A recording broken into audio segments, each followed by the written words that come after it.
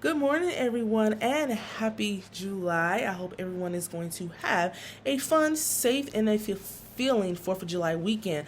I have been telling everybody to give yourself some grace.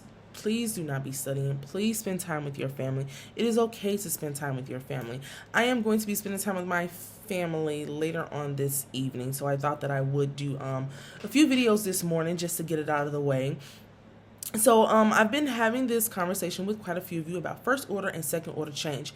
So why don't we do some questions to first order and second order change? So I have some questions here, and we are going to walk through them like we initially do all the time before we take a look at the breadcrumbs.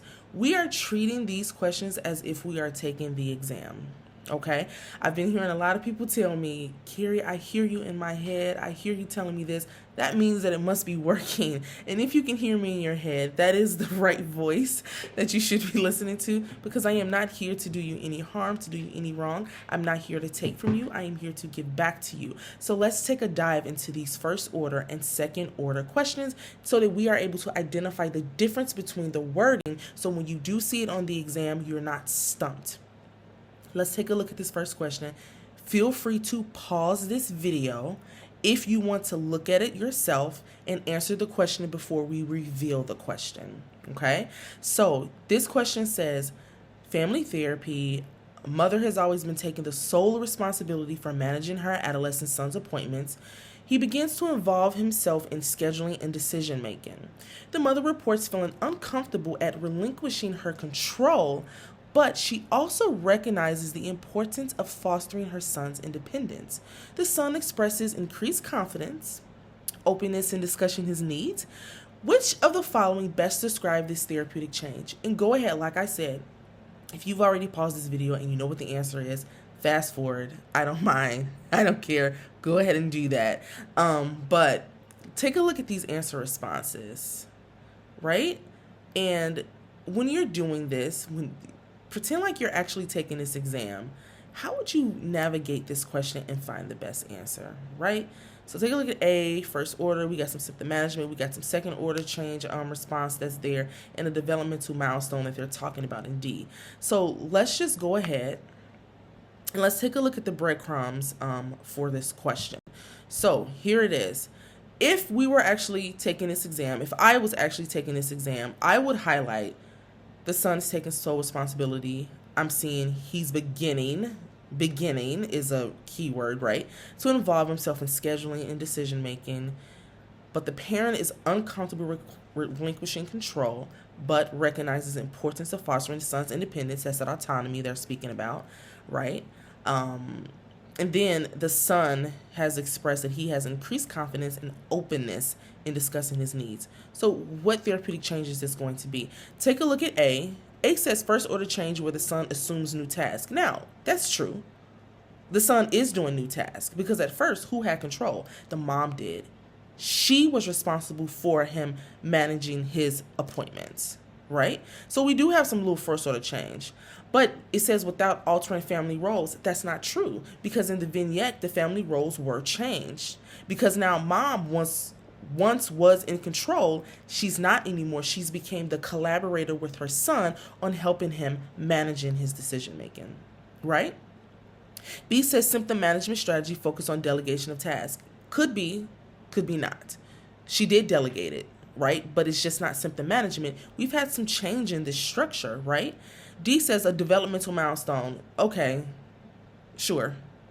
Unrelated to family systems dynamic. That's not true. It's a family that we're talking about, right? So we know D is out. But if we take a look at C, second order change involving a redefinition of parental authority and adolescent autonomy. That is exactly what happened. She did have authority. She was controlling. She had full responsibility for his appointments, but now the teen has autonomy. He's scheduling his own appointments. He's more confident. And the mother and the son also discuss openness when it comes to his needs and what he wants to do. So we've had a fundamental change of the entire system has been altered. That is second order change. Let's take a look at this other one. A couple is attending therapy. And again, if you want to pause this part of the video, take a look at it, find your own answer first before we reveal the answer. I'm okay with that. A couple is attending therapy for communication difficulties, learning to interrupt escalating arguments by using timeouts. Okay, so now we're doing some behavior management here, right? Initially, this reduces the yelling, but conflicts remain unresolved and patterns of withdrawal and blame continue. Later, they begin to identify and challenge the assumptions behind their communication styles. Acknowledges vulnerabilities, co-create new ways of relating that emphasize emotional safety and mutual respect. This shift is best described as what? So, again, if you've paused the video, feel free to fast forward it. I don't mind, but take a look at the answer responses as usual, and then go back to that question and see what you need to highlight that is going to lead you to your best answer, right? Let's take a look at the breadcrumbs. Okay, so we got some green, reds, and we got some yellow ones that are going here. So this was a really good question that I found. I actually found it on Quizlet. So we have a couple attending therapy, communication difficulties.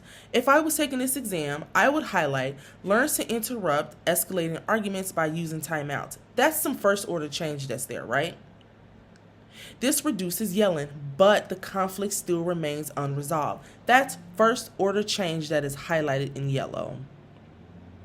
But later, they identify the challenges and assumptions, they acknowledge the vulnerabilities, and they co-create new ways of relating that emphasize emotional safety and mutual respect. So now we've got some first order change at the beginning in this question. And then if we go down even further, we see that they were able to identify second order change, right? They acknowledged the vulnerabilities, where at first they wasn't doing that because they still had some unresolved patterns of resolve, right? And they've also created new ways of relating so that they can help promote emotional safety and mutual respect within a relationship. A says, a first order change improving conflict management skills without altering relational dynamics. Yes, that is true. But you have to complete the rest of the vignette and see that B says a second order change transforming the couple's relational schema and interaction patterns occurred, right? They found new ways to relate to one another to help with their emotional safety and mutual respect. C says and avoiding techniques that delays conflict resolution. None of that is happening. They've been working on it, but they just couldn't get it right. Right? D says a temporary behavior adjustment lacking systemic impact. It was temporary in the beginning, but then later on, it became something that was more what? Permanent. First order change is temporary. Second order change is most likely going to be permanent when it comes to the altering or the fundamental change in the family system. Let's take a look at this one. And again, feel free to pause it. During therapy, a family identifies their repetitive patterns of avoiding discussing financial stress. They only start talking openly about money, but also renegotiate their roles regarding financial decision makings and support. The reorganization leads to more transparency, shared responsibility, and reduced anxiety. What does this outcome best exemplify? Take a look at the answer responses. Again, if you are taking this on the actual exam, go back in that question. Highlight what you need that is important, that is going to lead you to your best answer. Do not proceed with finding your best answer without first finding enough information that is going to reflect what is in those answer responses.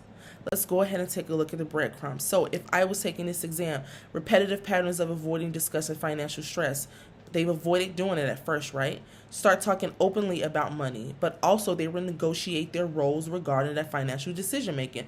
So right there, that tells me there were some shifts in some roles within their the couple system, right? Then they become more transparent, they share responsibility, and they also have reduced anxiety. A says first order change involving improved communication skills. Yes, they have some improved communication skills, but that is not the only thing that has occurred within this vignette. That's why it's highlighted in yellow. They did start talking openly about money, but they also did what? They renegotiated their roles regarding financial decision making. We've had some roles that have changed, which leads us to believe that it's what? Second order change. When the roles change, the system beliefs change, the rules, the whole entire system has a fundamental shift that leads us to second order change. C and D has nothing to do with what's going on in the vignette, right? Although C says symptom reduction through conflict avoidance. Yes, there was some avoidance, but They learn to get past that and look at things on a deeper level, which leads us to what? Second order change. It's not temporary adjustment without long-term impact. This is going to be long-term impact because why? They've restructured their belief system and their roles to help making those financial decisions work best for them within the couple system. Let's take a look at this one.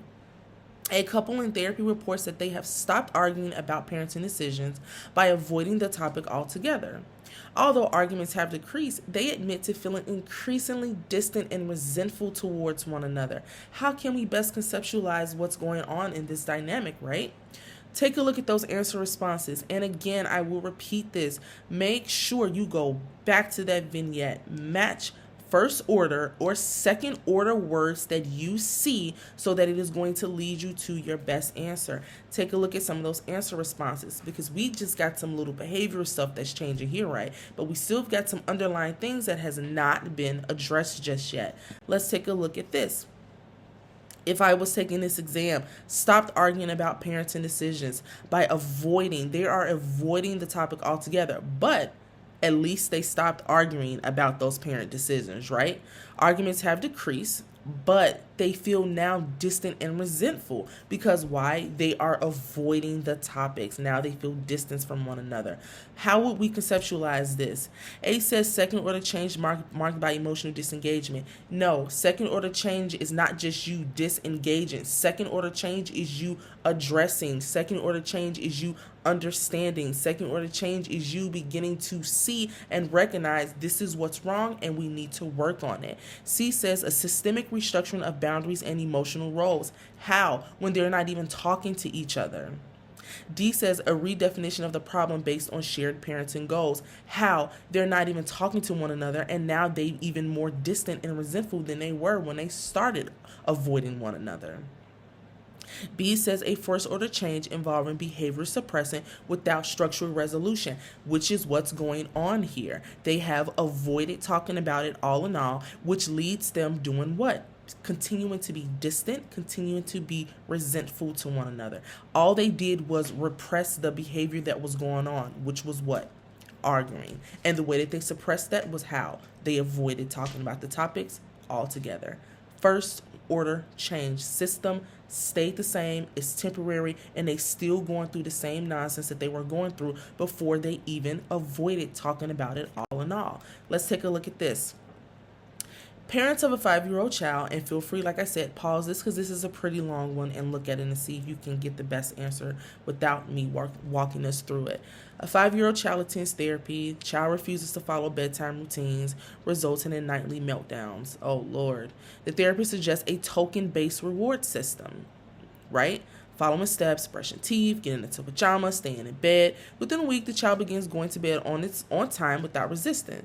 Despite the success that they've had, the parents still later report the child continues to defy other rules during the day and they still feel overwhelmed managing the child's behavior. Probably doing that same nighttime routine, right? There has been no deeper dynamics or communication patterns that are addressed in therapy, right? So what does this outcome most likely reflect? Again, go back to the vignette, highlight what you think is sticking out regarding either first order or second order change that's going to lead you to your best answer. Take a look at the answer responses and then we're going to do the breadcrumbs together. Feel free to pause this video, take a look at it even more deeper as much as you possibly can so it can help you get to your best answer. So here we are. Highlighted, child refuses to follow bedtime, nightly meltdowns, token-based reward system, first order change. Because now that token-based reward system is going to do what? It's going to modify the behavior. It's going to attempt to alter the behavior. But is it going to stick? Is it going to be something that is going to be temporary? Or is it going to be something that is going to be long-lasting, right? The child begins going to bed without resistance because now some rewards have been implemented for this child, right? Probably earning something nice, and he knows that when he goes to bed, he's going to get that reward. But the parents are still saying the kid defies rules and the parents still feel overwhelmed. So even their roles as a parent remains the same because they're still overwhelmed, because he's still having some behaviors that he is defying, right? There was no deeper family dynamics that were explored. Those are other specifiers to look out for. What does this outcome reflect? B says restructuring of the family emotional system and roles. No, it has not. The parents' role still remains the same. They are frustrated. The parents don't know what it is they need to do, right? But then they do the token economy and they have a little relief, but it's just temporary because then the parents still feels like they're struggling and feeling overwhelmed with managing his behaviors. The only thing that token economy reward system did was slap a band-aid over it. That's all that it did. It didn't change anything. It didn't fix anything, right? C says a symbolic shift in the child's development narrative. I don't know why is that even a response in here right now? That doesn't even make any sense. D says a systemic transformation of the family hierarchy. No, it wasn't. The parents are still doing what? They're still having to have that control over the kid, and the kid still won't give it to them. Even with the token economy reward system, it's still not working. It was a band-aid that was slapped on it. But we have a behavioral level intervention that achieved first intervention change. The token economy reward system was them trying to modify the behavior. That's all that they tried to do. But it was temporary. It was superficial because the parents are still stressed out and still worried. There is no fundamental shift to the entire system, so it stays at first order change. Okay, this is the last one. Feel free to pause the video again and work through it yourself. If you feel like you can go ahead and do it without my support. In therapy, a teenager who had previously been acting out begins following household rules after being promised increased privileges. Well, that's where you went wrong. Yeah, you don't promise these kids what, really? Despite the improved behavior, the parents remain anxious and over-involved, and the teen still feels misunderstood and micromanaged, right? So what best describes the nature of this change? Take a look at the vignette again. Go in there and highlight. There are words or phrases that will show you that this is exactly a first order change question. And if you can locate those terms or phrases that tell you it's a first order change question, you are going to come down to those responses and be able to find the best answer for this question. Let's take a look at these. Okay, now a teenager acting out. Then he started following rules because the parents promised increased privileges. Now, why making a promise, that's even temporary and superficial, right? Parents remained anxious, over-involved, and the teen still didn't have any autonomy. He still felt micromanaged, and he still felt like he was misunderstood, right? About even following the household rules. So B says second order change involving redefinition of family roles. No, there was no redefinition of family roles because all the parents did was just make a promise to him about having increased privileges, right? There was no change.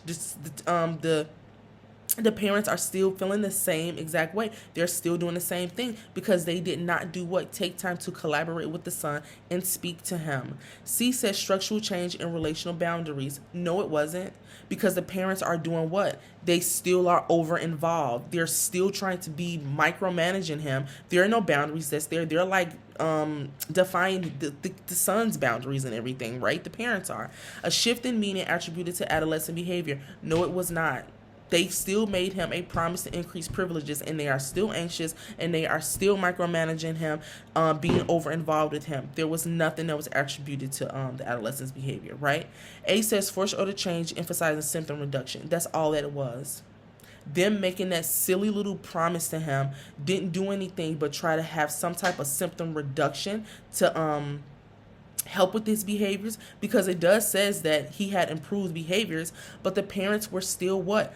Over involved in him, micromanaging him, and the teen still did not have autonomy like I know that he wanted to have. I hope that I made sense with this video. I hope that you are able to understand now. This is how you navigate first order and second order change questions. Pay attention to the slightest of the words that they uses in these vignettes, because that will definitely lead you to if it is first order change or if it is second order change. Have a great, safe 4th of July, everybody, and I will talk to you all soon.